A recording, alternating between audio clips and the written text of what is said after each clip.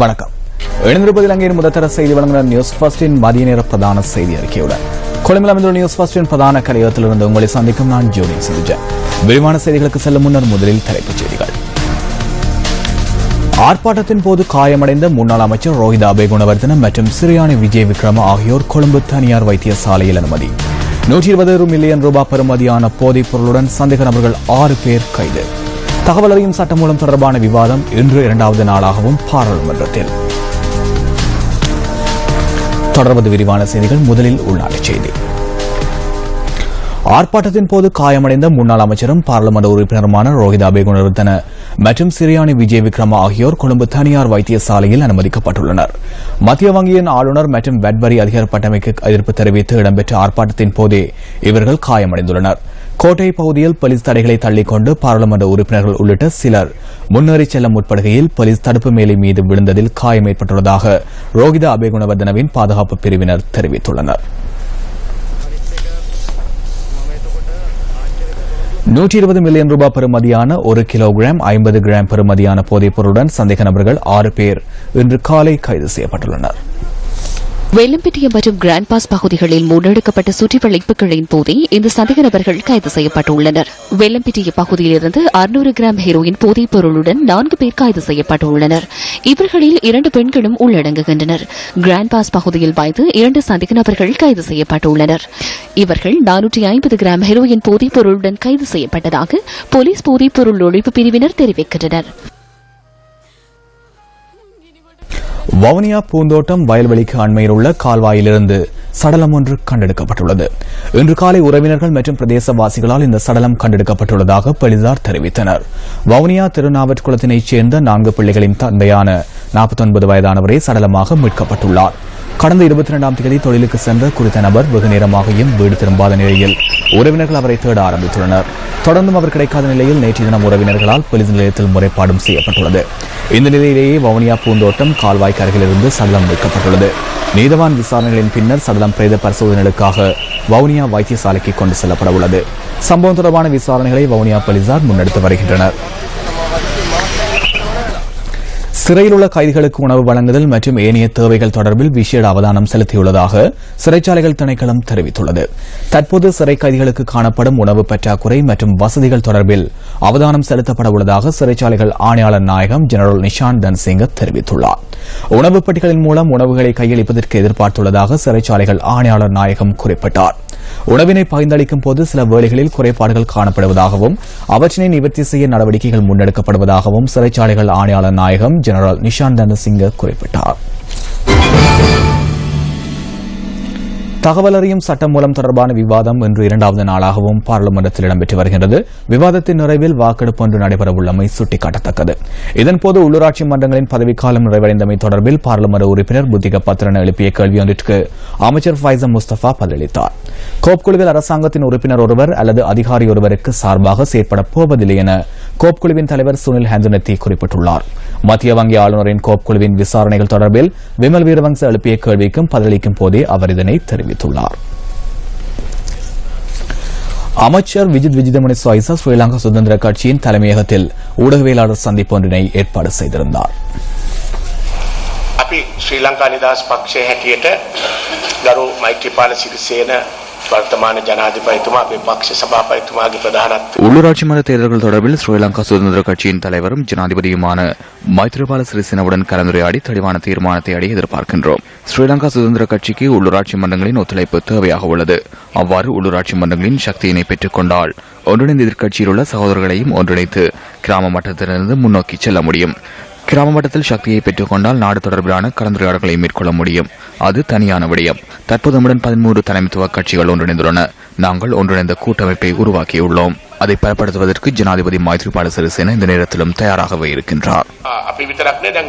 பிரதான பிரபல පක්ෂ 13 අපි එකතු කරලා අපි පළල් පෙරමුණක් හදලා තියෙන එක්සත් ජනතා නිදහස් සන්ධානයේ හැටි ஹட்டன் பகுதியில் மின்மாற்றி மீது மரம் முறிந்து வீழ்ந்துள்ளமையால் டிகோயாவை அண்மித்த பகுதிகளில் தொடர்ந்தும் மின் விநியோகம் துண்டிக்கப்பட்டுள்ளது. நேற்றிரவு ஹட்டன் டிகோயா பகுதியில் வீசிய கடும் காற்றினால் மரம் ஒன்று மின்மாற்றி மீது முறிந்து வீழ்ந்ததில் அந்த பிரதேசத்திற்கான மின் விநியோகம் துண்டிக்கப்பட்டிருந்ததுடன் அதனை அண்மித்த சில வீடுகளின் மீதும் மரக்கிளைகள் முறிந்து வீழ்ந்துள்ளன.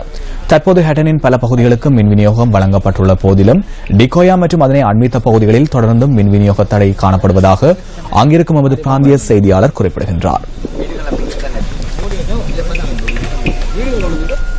யாழ்ப்பாண கடற்பரப்பில் அத்துமீறி நுழைந்த குற்றச்சாட்டில் கைதான 5 மீனவர்களும் விளக்கமறியலில் தொடர்ந்தும் வைக்கப்பட்டுள்ளனர்.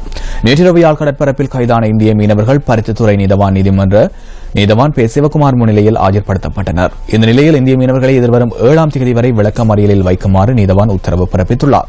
இந்திய மீனவர்கள் தமிழகத்தின் நாகையைச் சேர்ந்தவர்கள் என யாழ் கடற்தொழில் திணைக்களத்தின் உதவி பணிப்பாளர் பாலசுப்ரமணியம் ரமேஷ் கண்ணா கூறினார். அத்துடன் அவர்களின் நாட்டு படகொன்றும் மீன்பிடி உபகரணங்களும் கைப்பற்றப்பட்டுள்ளன. பாராளுமன்றத்தில் உங்கள் பிரதிநிதிக்கு நீங்கள் வழங்கிய வாக்கின் பெறுமதி உங்களுக்கு கிடைத்துள்ளதா? இது மீண்டும் சிந்திக்க வேண்டிய காலமாகும். மீண்டும் சிந்தியுங்கள். உங்கள் வாக்கிற்கு பலன் கிடைக்கின்றதா?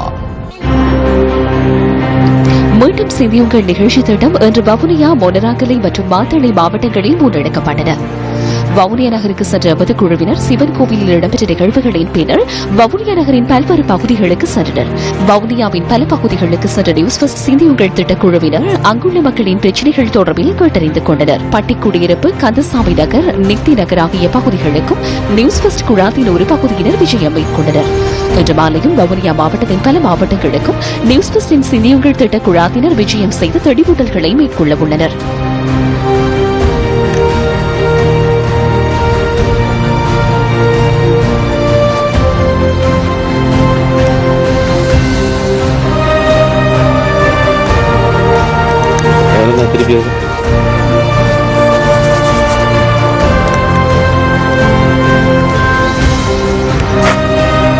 மாத்தளை மாவட்டத்திலும் தெளிவூட்டல் நடவடிக்கைகளில் மாத்தளை நகரின் நாவல பிரதேசத்துக்கு விஜயம் மேற்கொண்ட சிந்தியுங்கள் திட்ட குழுவினர் மக்கள் பல்வேறு பிரச்சினைகள் தொடர்பில் எடுத்துக் கூறினர்.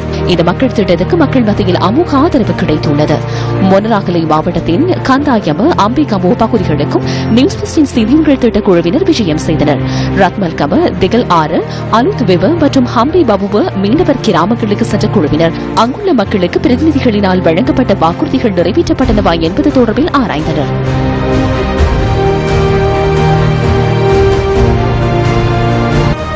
மீண்டும் சிந்தியுங்கள். உங்கள் வாக்கிற்கு பலன் கிடைக்கின்றதா? மற்றொரு உள்நாட்டுச் செய்தி. வறுமையுடன் போராடும் பலர் தமது கனவுகளை தொலைத்தாலும் இலட்சியங்களை தேடி நீண்ட தூரம் அலைகின்றார்கள் என்பது நிதர்சனம். இது சிறுவர்களுக்கும் பொருந்தும். மக்கள் பிரதிநிதிகள் தாம் வழங்கிய உறுதிமொழிகளை தமது மக்களுக்கு நிறைவேற்றியுள்ளனரா என்பதை ஆராய மக்கள் மத்தியில் சென்ற நியூஸ் ஃபர்ஸ்ட் குழாத்தினர் நேற்று ரமணா அனுஷனை சந்தித்தனர். கண்களில் லட்சிய ஏக்கத்துடன் சிந்தியுங்கள் திட்ட குழாத்தினரின் வாகனத்தை மறித்த இந்த சிறுவன் தனது கல்வி நடவடிக்கைக்கான பொருள் ஒன்றை பெற்றுக்கொள்ள செல்வதற்காக எமது குழுவினரின் வாகனத்தில் இடம் கேட்டான். தான் கைவினையாக உருவாக்கிய பொருள் ஒன்றினை ஒட்டுவதற்கான பசையை பெற்றுக் கொள்வதற்கு அவன் செல்ல வேண்டிய தூரம் சுமார் 10 கிலோமீட்டர்கள். எந்தவித போக்குவரத்து மார்க்கங்களும் இன்றி கால்நடையாகவே பயணிக்க வேண்டிய இக்கட்டான நிலைக்கு தள்ளப்பட்டுள்ளது ரமணா அனுஷன் மட்டுமல்ல. குறித்த பொருளை வாங்கி மீண்டும் அந்த சிறுவனை அவனது இல்லத்தில் சேர்ப்பதற்கு சென்ற எமது குழுவிற்கு ரமணா அனுஷனின் தாய், தந்தை மற்றும் சகோதரனை சந்திக்க வாய்ப்பு கிட்டியது. வறுமையில் வாடும் அந்த குடும்பத்தின் நிலை அவர்கள் வசிக்கும் இல்லத்தில் தெளிவுற புலப்பட்டது. 10 கிலோமீட்டர் தூரத்தில் உள்ள பாடசாலைக்கு ஆடை தொழிற்சாலைக்கு பயணிக்கும் பேருந்தில் தினந்தோறும் சென்று வருகின்றான் ரமணா அனுஷன். வாக்குறுதிகளை வழங்கி வாக்குகளை சேகரித்துவிட்டு இவ்வாறான இளம் சமூகத்தினரின் கனவுகளை கேள்விக்குறியாக்கும் அரசியல்வாதிகளை பாராளுமன்றம் நோக்கி அனுப்பியது சரியா?